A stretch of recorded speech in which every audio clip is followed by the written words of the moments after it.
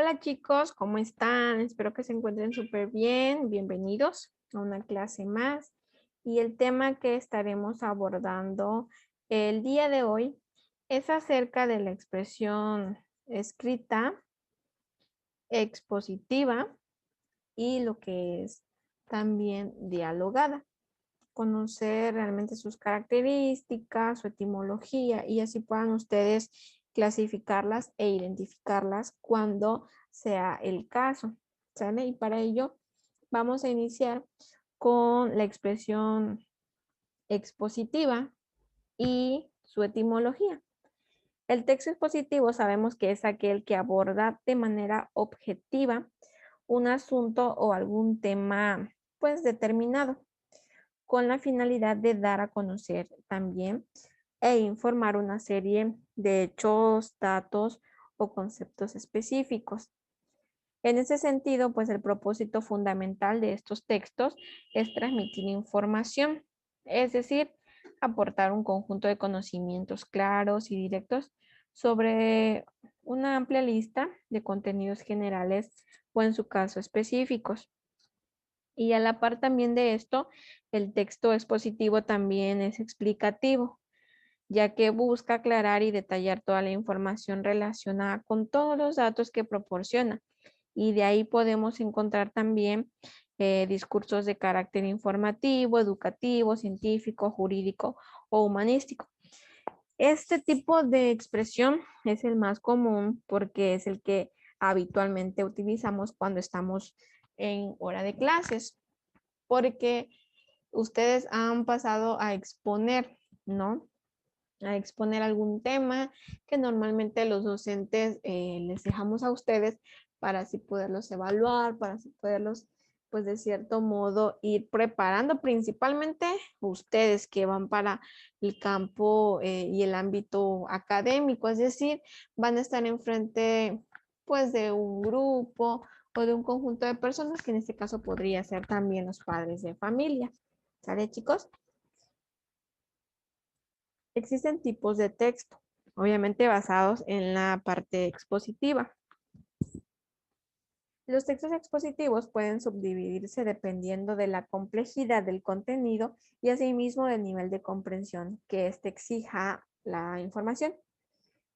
Puede ser de la siguiente manera. El primer tipo son los textos expositivos de carácter divulgativo. Ustedes se preguntarán, ¿qué es eso?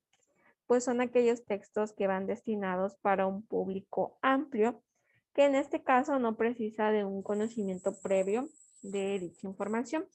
Ejemplo, las enciclopedias, los textos escolares o artículos periodísticos, entre otros. Esto quiere decir que va dirigido para todo tipo de personas, o sea, ya personitas que conozcan o quieran aprender. Por ejemplo, las enciclopedias podemos encontrar una infinidad de información sobre algún tema, pues muy común, ¿no? En este caso.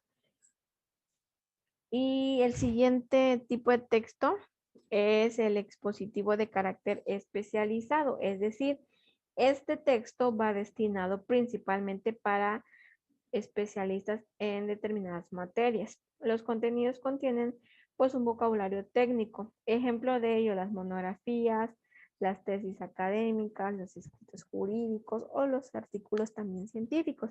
Es decir, este tipo de texto va, como dice la palabra, ¿no? Especializado, dirigido a una sola área, es decir, a ustedes. Si ustedes leen algún libro o algún formato que no sea de su área, ejemplo de ello, algún diagnóstico médico o algún papel que habla acerca de lo jurídico, es cuestión de leyes y todo eso, pues muy poco le van a entender porque van a haber términos que no son tan comunes para ustedes. Entonces, estos dos tipos de texto expositivos existen. El de carácter divulgativo, que dijimos que es para un público amplio, para todos, ¿no? Sin restricción. Y el carácter especializado, que pues obviamente como su palabra lo dice, ¿no? Especifica a ciertas personas en un área o en un ámbito. Ahora, su estructura de los textos expositivos. Bien, La estructura, pues, está formada también como para la mayoría de los textos, ¿no? Por introducción, desarrollo y conclusiones. En este caso, la introducción ya sabemos que es donde se da a conocer el tema que será abordado y su enfoque se empleará y los puntos también o aspectos de mayor interés. Esto va dentro de la introducción. El desarrollo, sabemos, es parte del texto más importante en el cual se expone de manera clara, ordenada, precisa, toda la información relativa al tema en el cual nosotros estemos abordando. El siguiente punto es la conclusión, pues es la síntesis de la información presentada, donde se destacan los aspectos, en este caso, más relevantes, ¿no? Del tema. Y bien, chicos, vienen sus características, ¿no? Los textos expositivos también hacen diferencia y se caracterizan de los demás textos, principalmente por su estructura, chicos, porque podemos organizar la información y su estilo de redacción. Sus principales características son las siguientes. La redacción del texto es objetiva, es decir, tal y como viene. No le pongo ni le quito nada, tal y como me dice, ya sea su definición, su etimología, ¿no? O su conceptualización. No le puedo cambiar ni nada. Se escribe en tercera persona porque nosotros lo estamos narrando de algo que nosotros por ahí encontramos en alguna fuente, algún libro, etcétera, ¿no? Hace un uso de lenguaje claro y preciso, es decir, que los demás puedan entendernos, porque al inicio yo decía que esta información tiene que ser clara para que las personas que nos estén viendo, nos estén ahora sí oyendo, pues puedan entender con claridad lo que queremos dar a conocer. Este se apoya en el uso de los recursos como los conceptos, en este caso la comparación o en su caso la enumeración, y esto nos servirá para facilitar la fluidez discursiva. Es como yo les decía, ¿no? Ustedes que van para el campo laboral en cuestión de lo educativo, a lo académico, para dar clases es un gran paso y muy importante porque tenemos que principalmente tener la seguridad, pararnos frente al grupo, estar seguros de lo que nosotros vamos a implementar ese día y principalmente tener el dominio de lo que vayamos a transmitir, es decir, el tema. Tenemos que estudiar bien el tema y tratar de comprender lo más que se pueda, porque no podemos irnos a la deriva y decir, bueno, la vida es un riesgo. No, no es así. Porque si nosotros transmitimos esa confianza, esa seguridad, nuestros alumnos van a poder también tener, pues de cierto modo, esa confianza para cuando, pues en este caso, ustedes estén exponiendo el tema a tratar. Perdón, chicos, por ahí mi computadora me estaba pidiendo carga. Como les decía, es importante tener ese dominio, ¿no?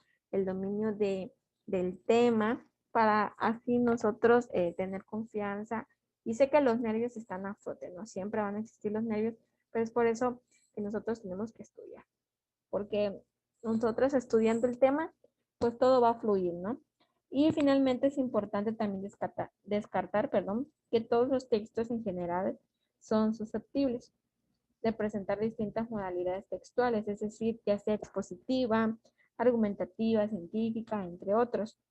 Y de esto va a depender también el tema y su intención acerca de los recursos de que se valga el autor para escribirlo. Esto quiere decir también que en el desarrollo de un texto puede estar presente una diversidad de modalidades textuales. Ahora viene la expresión dialogada. Y para ello, importante conocer qué es, ¿no? Es una conversación entre dos o más personas en la cual se da o se intercambia información y también se comunican, ya sea sobre los pensamientos, sentimientos, deseos, que puede ser oral o escrita. ¿Cuáles son sus características del diálogo oral? Las personas que hablan se llaman interlocutores porque cuando estamos dialogando con una persona, la otra persona nos escucha y nos responde. Tenemos respuesta de inmediato. O viceversa, yo aquí pregunto, ella responde, ella me pregunta y así estamos, ¿no? hay un intercambio de información por ambas partes. Es muy expresivo puesto que se intervienen los gestos, la entonación y la actitud, es decir, cuando estamos dialogando con una persona influyen estos puntos, porque al momento de que estamos hablando, estamos haciendo movimientos corporales o facciones, es decir, yo ahorita estoy grabando pues esta clase y estoy con mis facciones, ¿no? Con mis movimientos o mis gestos faciales, pero es normal. También la entonación, es decir, la forma en cómo yo hablo y la actitud, ¿no? La siguiente característica es que se especializa en la parte espontánea, ya que se utilizan frases cortas y muy simples, es decir, algo que me pueda entender la otra persona que esté frente a mí, ¿no? Y también suele tener errores y frases sin terminar, es decir, estamos en vivo y en directo, ¿no? Y de repente se nos traba la lengua, decimos una palabra mal, acentuamos mal, etcétera, pero es parte de lo normal. En un buen diálogo también se tiene que dar las siguientes condiciones, en lo cual, pues, nos respeta en la parte al que habla, o en su caso el tono adecuado, sin saber escuchar antes de responder, pensar en lo que se dicen los demás, etcétera, ¿no? Ahora vienen las características del diálogo escrito. El primero es que habla acerca de la utilización en cuestión del cuento y la novela para dar vivacidad y autenticidad a lo que es el relato. También es la forma de escribir el teatro, es mucho menos expresivo y espontáneo que el oral y también tiene menos errores que el oral porque da más tiempo a pensar y corregir. ¿Vale, chicos? Y también hay formas, ¿no?